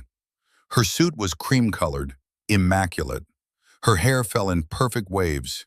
She carried a folder as though it were an accessory, not a weapon. When she saw Nia, Paige's expression warmed, not with kindness, with strategy. "Dr. Carter," Paige said softly, as if greeting a colleague, "I'm glad you're here." Truly. Nia didn't answer. She didn't look away, either. Paige's eyes slid to Marcus. "Counsel," she added with the same smooth politeness. "We all want what's best for the baby." Marcus's smile was thin. "Then we're in the right place. Courts are excellent for determining facts." Paige's lips curved a fraction more. She didn't like facts. She liked impressions. Grant approached, his face carefully arranged into concern. He looked well-rested, well-fed, and impeccably controlled. The cameras, if there were any, would have loved him. He was the picture of stability. "Nia," he said quietly, as if they were still married in any way that mattered. "You don't have to do this like a fight." Nia's gaze stayed on his. "Then don't fight," she replied, voice soft as velvet and twice as firm. A flicker crossed his eyes. Annoyance, fear, something close to anger. It vanished quickly. Paige placed a hand lightly on Grant's arm, calming him like a handler calming a show animal. "Let's just get through today," she murmured. They moved into the courtroom. Inside, the room was smaller than it looked in movies. No dramatic music, no grand speeches, just the dull hum of fluorescent lights and the quiet weight of consequences. The judge entered, an older woman with tired eyes and a mouth that had learned to distrust performance. She took her seat, scanned the documents, and looked up. "This is an emergency petition for temporary custody," she said. "Let's proceed." Paige rose first. She walked to the front with controlled grace, holding her papers as if they were proof of virtue. Her voice was warm, concerned, gently saddened. "Your Honor," Paige began, "this is not about punishment. It's about safety. Dr. Carter is recovering from major surgery. She's exhausted. She has been under extreme stress. My client, Mr. Whitmore, believes the child deserves stability while Dr. Carter heals." Paige paused at the exact right moment, letting the words settle like perfume. Then she added softly, "We're simply asking for temporary placement and an evaluation to ensure everyone is protected, including Dr. Carter." Protected. Nia felt the word like a cold hand. Paige continued, "There are also concerning patterns. Dr. Carter has refused support, isolated herself, and recently displayed heightened emotional distress in the hospital." Marcus stood. "Objection, vague, unsupported." The judge's gaze sharpened. "Ms. Larkin, do you have evidence?" Paige smiled, unshaken. "We have statements," she said, "from individuals who interacted with Dr. Carter during her recovery." Marcus's voice stayed calm. "Anonymous statements." Paige tilted her head as if pained. "Some people fear retaliation." Nia watched Paige work, how she offered concern like a weapon, how she used softness to imply threat. Paige wasn't accusing Nia of being evil. She was accusing her of being unstable, because unstable women can be managed. Marcus rose fully, his file open. "Your Honor," he said, "we will demonstrate that the opposing party's petition is not motivated by safety. It is motivated by leverage." Paige's smile remained. Grant's jaw tightened slightly. Marcus continued, "Dr. Carter is medically cleared. Her recovery is within normal limits. She has ongoing care. She has security measures because she has been harassed. And most importantly, there is documented evidence of attempted coercion in the hospital." The judge leaned forward. "Show me." Marcus turned to Nia, and Nia stood. For a moment, the room held its breath. Not because she looked fragile, she didn't, but because people always leaned in when a woman like her refused to be quietly rewritten. Nia's voice was gentle, steady, and precise, like she was delivering a diagnosis. "I was approached in my hospital room," she said, "while I was still in surgical recovery. I was presented with an emergency petition and pressured to sign a temporary agreement. I refused. Since then, I have received multiple anonymous messages and welfare checks triggered by concerns that are not based in fact." Paige lifted her brows slightly, sympathetic disbelief. Grant stared straight ahead, as if he were listening to weather. The judge turned to Paige. "Did you present documents to Dr. Carter in the hospital?" Paige's smile did not change. "We offered options," she said softly. "We offered help." Nia didn't flinch. "You offered silence," she corrected, voice still calm. "In exchange for my child." A ripple moved through the courtroom, quiet, restrained. The judge's eyes narrowed. "Mr. Vellum?" Marcus nodded. "We have video," he said. Paige's expression stayed polished, but something small tightened near her mouth. Marcus handed the clerk a thumb drive. A screen at the front of the courtroom flickered to life. The hallway footage played, timestamp visible, audio faint. Paige entering in heels, folder in hand. Grant following with lilies. Paige glancing directly at the camera before the door closed. It was a tiny moment, but tiny moments are where truth lives. The judge watched without blinking. Paige kept her smile until the clip reached the part where she said, clear enough to hear, "We're family, just making sure she's okay." And then the part where the documents heading appeared on camera, held in Paige's hand. Emergency petition. Temporary custodial protection. The judge paused the video. She turned to Paige slowly. "Why was this prepared in advance?" Paige's smile faltered for the first time, just a fraction. "Your Honor, these are standard templates." "Standard," the judge echoed, voice dry. "For childbirth recovery?" Paige's cheeks flushed faintly. "We were concerned." Marcus's tone was calm. "Concern doesn't require pre-filled names. It requires care." Nia felt her pulse steady. The room was shifting, not toward pity, but toward clarity. And then Marcus did what Elijah had advised. He made them move in public. "Your Honor," Marcus said, "we also request that the court compel production of vehicle telematics and nearby CCTV for the night Dr. Carter was discharged, during the storm, when she was left outside with her newborn." The courtroom went still. Grant's head turned sharply, eyes flashing. Paige's breath caught, tiny but visible. The judge's gaze hardened. "Left outside?" Nia's voice stayed controlled, but it carried a tremor of pain she didn't hide. "I was taken outside under the pretense of getting air," she said, "and then I was abandoned. In floodwater. In a storm." Paige's mouth opened slightly, then closed. The smile now strained like fabric pulled too tight. Grant's attorney stood quickly. "Objection, this is inflammatory." The judge raised a hand. "Sit down." Then she looked directly at Grant Whitmore. "Mr. Whitmore," she said, voice sharp with authority, "did you leave Dr. Carter outside after surgery with a 3-day-old infant?" Grant's throat moved. His eyes flicked to Paige. Paige's smile held, but her eyes had changed. Less confident, more calculating. Grant forced his face into concern. "Your Honor, that's not..." The judge leaned forward.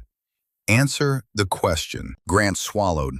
The room waited. And in that pause, long, heavy, unmistakable, Paige's performance met something it could not charm. A timeline, because a timeline doesn't care about smiles. It doesn't care about reputation. It only cares about what happened, when, and why. And as the judge's gaze stayed fixed on Grant, the story the Whitmores had bought began to crack, audibly, right there in open court. The first crack didn't sound like thunder. It sounded like silence, thin, stunned, and public. Grant Whitmore stood under the courthouse lights with his mouth slightly open, caught in the rare moment when a man realizes his usual tools, confidence, charm, careful phrasing, have stopped working. The judge's question hung in the air like a blade. "Did you leave Dr. Carter outside after surgery with a 3-day-old infant?"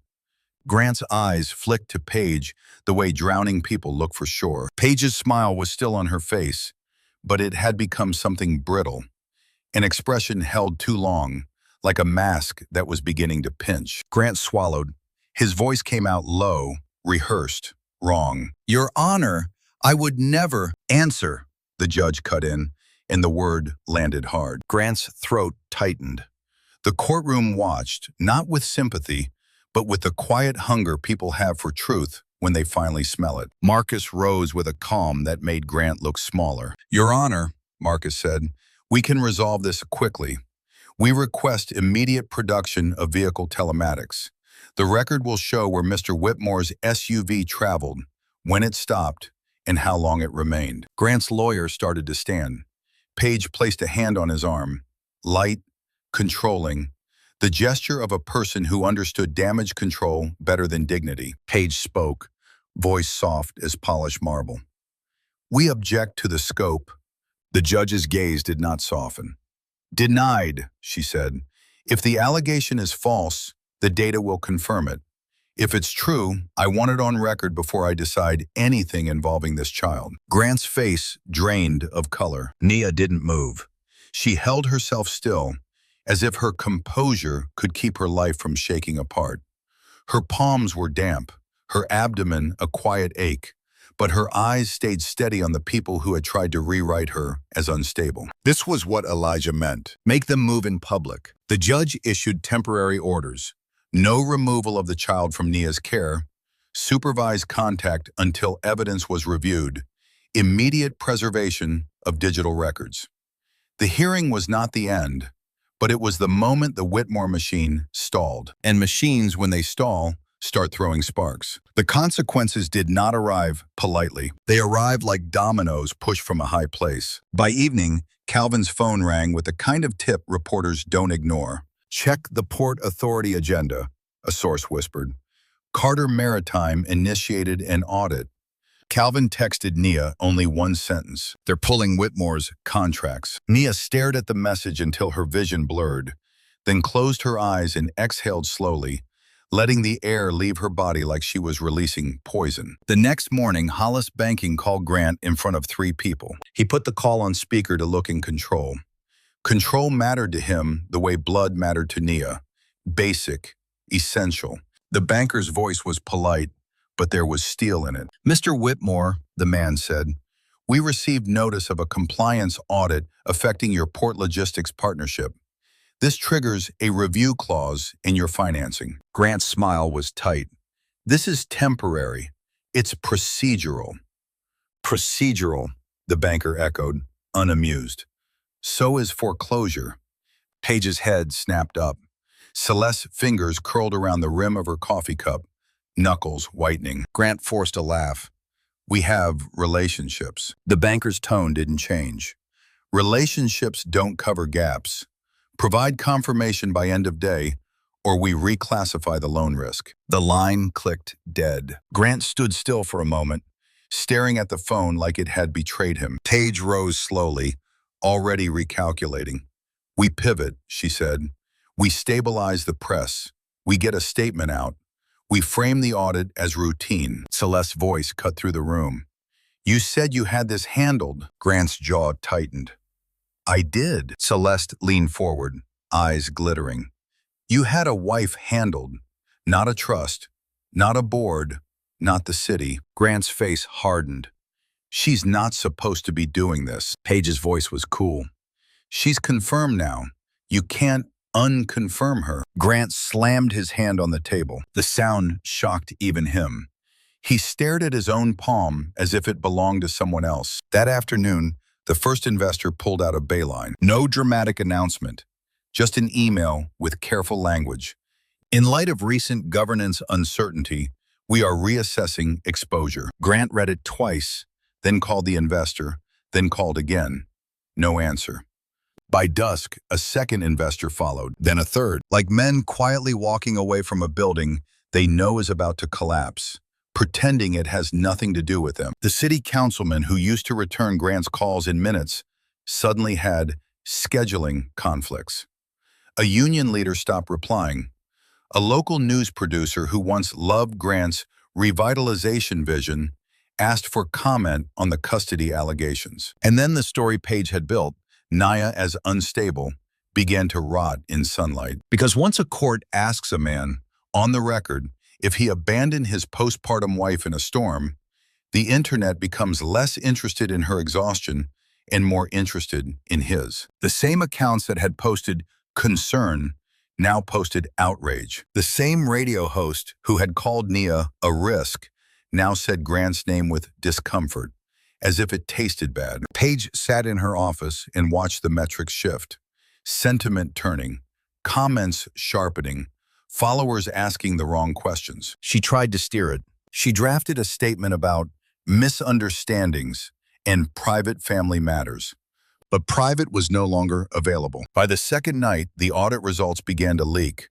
Not the full report, but enough to scare people who understood how money behaves when it smells blood. Whitmore's project depended on timelines that now required approvals he could no longer guarantee.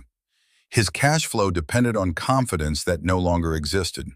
His reputation depended on stability that was now being questioned in court. Grant started drinking again, quietly at first, then with less care. His suit jackets began to look slightly wrinkled. His smile began to slip. On the third day, Celeste received an invitation she had always been offered without question. A charity luncheon at the old country club. She arrived in pearls, chin lifted. The doorman hesitated. "I'm sorry, Mrs. Whitmore," he said, not unkindly. "Your name isn't on the list." Celeste blinked. "That's impossible." He didn't argue. He simply looked past her, at the line of people behind her, and offered her the gift of quiet humiliation. Celeste walked back to her car with her spine straight. But inside, something cracked. That evening, Paige's PR firm called her into a conference room. They didn't yell. They didn't have to. A partner slid a printed page across the table. Screenshots of anonymous posts traced to devices tied to Paige's accounts. Coordinated talking points. Evidence of manipulation. "We can't carry this," the partner said, voice flat. "Not with a custody case. Not with a newborn involved." Paige's smile tried to appear. It failed. "This isn't illegal," she said carefully. The partner's gaze was cold. "It's not ethical, and it's not worth our reputation." Paige left the office with her box of things and the sudden, nauseating awareness that the skills she had used to ruin others was now ruining her. All of it, the money, the image, the control, was collapsing in the space of 72 hours. Not because Nia screamed, not because she made a spectacle, but because she did what predators fear most. She made them visible. The final domino fell outside the courthouse. Grant arrived for a follow-up hearing looking like a man wearing his life's costume after the seams have split. His tie was slightly crooked. His eyes were rimmed red. Paige walked beside him, but her steps were faster now, impatient.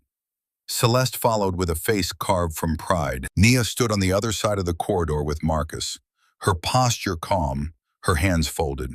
She didn't smile. She didn't gloat. She simply existed, alive, steady, untouchable in the way people become when they stop begging to be treated like humans. Grant's gaze landed on her, and something in him snapped. It wasn't love breaking. It was the illusion that he had ever been in control. He took a step toward her, voice rising.